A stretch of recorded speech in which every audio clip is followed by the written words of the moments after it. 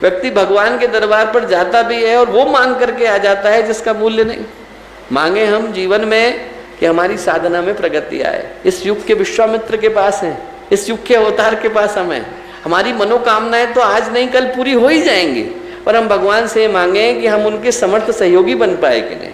हम ये मांगे कि हमारी साधना में तीव्रता आई कि नहीं। हर व्यक्ति संकल्प लेकर के उठे कि हमारा नित्य प्रति का कम से कम 3 माला गायत्री की, कम से कम 1 माला महामृत्युंजय की, नित्य सविता का ध्यान, आंधी आए या तूफान, हमें छूटना नहीं चाहिए। व्यक्ति के हृदय में आए कि हमें यहाँ से साधना का संकल्प लेके जाना है। यदि हमारे को लगे कि हमारा शरीर कमजोर पड़ रहा है तो हम किसको याद करें? हम राणा सांगा को याद करें। राणा सांगा के शरीर में 108 घाव हो गए थे। एक हाथ कटा, एक पैर कटा, एक आंख चली गई, इससे दिखाई नहीं पड़ता था। उसके बावजूद जो अंतिम युद्ध में जब वो उतरे, 108 में से 108 युद्धों में उनने विजय को प्राप्त किया। अंतिम में तो स्थिति ये थी कि राणा सांगा के प्राण चले गए थे, प्राण चले गए थे। शरीर के अंदर आत्मा नहीं थी। सिर्फ उनके मृत शरीर को उनके सैनिकों ने घोड़े के ऊपर रखा और लेकर के गए, और राणा सांगा के मृत शरीर को देखकर, मरे हुए शरीर को देखकर, लाश को देखकर, शव को देखकर सामने वाली सेना के 15,000 लोग वहां से दुम दुबा करके भाग खड़े हुए। इंसान की कीमत हो, दम हो, तो ऐसा होना चाहिए कि हमारा शव भी दूसरे के हृदय में भय पैदा कर पाने की स्थिति में हो। कहीं पर कहानी आती है कि एक संत थे, एक घर के सामने से निकले तो देखा कि वहां पर पति और पत्नी लड़ाई कर रहे हैं। जोर जोर से लड़ाई की आवाज़ आ रही है, चिल्लाने की आवाज़ आ रही है, एक दूसरे पर गाली गलौज करने की आवाज़ आ रही है, घर का सामान फूट रहा है, घर की चीज़ें टूट रही हैं। और बाहर क्या हो रहा है? बाहर मजमा लगा हुआ है। लोग फोटो खींच रहे हैं, वीडियो बना रहे हैं, व्हाट्सएप पे डाल रहे हैं, फेसबुक पे चढ़ा रहे हैं। मदद करने के लिए कोई आ नहीं रहा। शिष्य ने गुरु से पूछा, उन्होंने कहा गुरुदेव मुझे एक बात समझ में नहीं आई। उन्होंने कहा पूछो। बोले पति और पत्नी एक दूसरे के इतने पास में खड़े हैं, फिर इतनी जोर जोर से क्यों बातें कर रहे हैं? संत बोले कि बेटा, जब दिलों के बीच में दूरियां आ जाती हैं तब आदमी जोर जोर से चिल्ला करके बातें करता है। और यदि दिलों की दूरियां खत्म हो जाती है तो आप यहाँ बैठे हो और दूसरा अमेरिका में भी बैठा हो तो उसको अपना नजर आता है। जो दूरियां हैं वो दिलों की हो गई। परम पूज्य गुरुदेव जिनका जीवन व्यक्तित्व और कृतित्व किसी परिचय का मोहताज नहीं है, उन्होंने मानवता को एक नहीं असंख्यों उपहार दिए, और उन उपहारों में शायद सबसे महत्वपूर्ण उपहार गर्भाधान संस्कार का पुनर्जीवन है। लोग इसके मूल्य को और महत्व को भूल गए दोस्तों, पर इससे ज़्यादा मूल्यवान संस्कार भारतीय इतिहास में दूसरा नहीं हुआ। कहते हैं कि जब स्वतंत्रता संग्राम का समय आया तो 30 ऋषि स्तर की आत्माओं ने भारत में जन्म लिया, और उनके आने से जनमानस इस कदर मथ गया कि बच्चा बच्चा स्वाधीनता की गुहार लगाने लगा। यदि वैसे ही 30 ऋषि स्तर की आत्माएं फिर से इस भारत की धरती पर आ जाएं तो क्या हम भारत के स्वर्णिम भविष्य को अंकित होता हुआ नहीं देख रहे होंगे? वैसे ही 30 आत्माएं यदि गायत्री परिवार के अंदर आ जाएं तो क्या हम मनुष्य में देवत्व का उदय और धरती पर स्वर्ग के अवतरण के उद्घोष को साकार होता हुआ नहीं देख रहे होंगे? संभव है दोस्तों, पर उसको करने के लिए माता और पिता को तैयारी करने की आवश्यकता है, और उसी तैयारी के लिए इस गर्भाधान संस्कार को हम लोग करते हैं।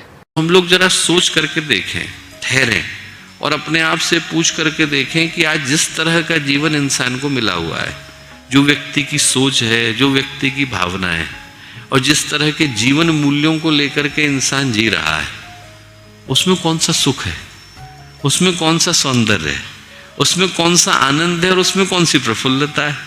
यदि एक दूसरे को चिढ़ते कुढ़ते देख करके जीवन जीने का नाम, एक दूसरे को गला घोंट करके जीवन जीने का नाम, एक दूसरे के पैर काट करके आगे बढ़ के जीवन जीने का नाम मनुष्य का जीवन है, तो इससे अच्छा तो जानवर का जीवन है। जो हाथ ईश्वर की प्रार्थना के लिए मिले हैं उनसे व्यक्ति दूसरे का गला घोंटता नजर आता है। जो मनुष्य का जीवन इतने वर्षों की प्रतीक्षा के बाद इंसान को नसीब हो पाता है, उसको व्यक्ति कितने छोटे उद्देश्य के लिए गंवाता नजर आता है। समाज ने हमारे मन में ये भ्रांति कहीं गहरे बिठा दी है कि ये जो खेल खिलौने, कागज के टुकड़े जिनको हम लोगों ने गाड़ी मकान और पैसा रुपया कह दिया है, ये हमारे जीवन की रिक्तता को भर सकते हैं। बाहर के साधन इकट्ठा करने से मन की रिक्तता थोड़ी जाती। समाज ने भ्रांति बिठा दी। समाज कहता है कि आपके मन में शांति है, आप ऐसा करो, आपका 3 कमरे का मकान है, 5 का कर लो, चैन आ जाएगा। जब 3 से नहीं आया तो 5 से कैसे आएगा? समाज सिखाता है कि मन में अशांति, आप असिस्टेंट प्रोफेसर हो, एसोसिएट हो जाओ, मन में शांति आ जाएगी। असिस्टेंट में नहीं आई तो एसोसिएट में कैसे आ जाएगी? समाज सिखाता है आप पीएचडी कर लो तो मन में शांति आ जाएगी। जिनने कर ली उनको आ गई क्या? जब आदमी के मन में नहीं आई तो फिर आपके कैसे आ जाएगी बेटा? ये आदमी के मन में ये भ्रांति बैठ गई है कि बाहर इकट्ठा कर लेने से आदमी अंदर से शांत हो जाता है। पैसे इकट्ठे कर लेने से मन की शांति नहीं मिलती, प्रतिष्ठा प्राप्त कर लेने से भगवान नहीं मिलते। जिस चीज को लेकर मैं आप लोगों के मध्य में खड़ा हुआ हूँ वो भगवान के एडवर्टाइजमेंट को सुनाने के लिए खड़ा हुआ हूँ। एडवर्टाइजमेंट निकल चुका है, छप चुका है।